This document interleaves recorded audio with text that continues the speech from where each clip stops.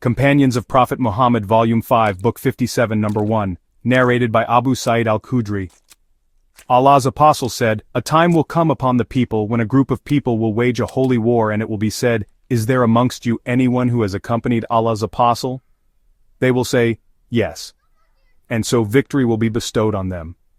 Then a time will come upon the people when a group of people will wage a holy war, and it will be said, 'Is there amongst you a none who has accompanied the companions of Allah's apostle?' They will say, 'Yes,' and so victory will be bestowed on them. Then a time will come upon the people when a group of people will wage a holy war, and it will be said, 'Is there amongst you anyone who has been in the company of the companions of Allah's apostle?' They will say, 'Yes,' and victory will be bestowed on them." Volume 5, Book 57, Number 2, narrated by Imran bin Hussein. Allah's apostle said, "The best of my followers are those living in my generation, that is my contemporaries, and then those who will follow the latter." Imran added, "I do not remember whether he mentioned 2 or 3 generations after his generation." Then the prophet added, "There will come after you people who will bear witness without being asked to do so, and will be treacherous and untrustworthy, and they will vow and never fulfill their vows, and fatness will appear among them."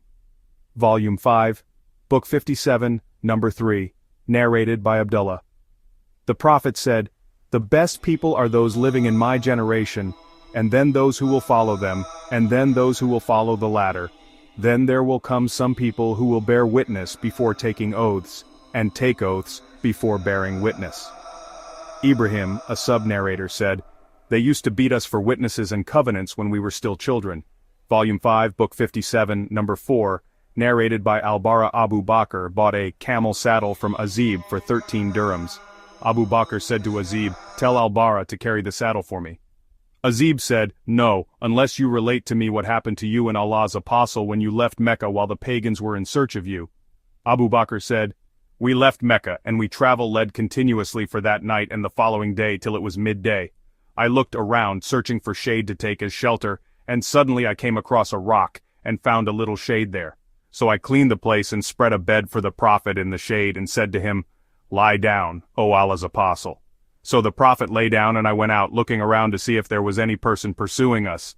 Suddenly I saw a shepherd driving his sheep towards the rock, seeking what we had already sought from it. I asked him, 'To whom do you belong, O boy?' He said, 'I belong to a man from Quraysh.' He named the man and I recognized him. I asked him, 'Is there any milk with your sheep?' He said, 'Yes.' I said, 'Will you then milk some for us?' He said, 'Yes.' Then I asked him to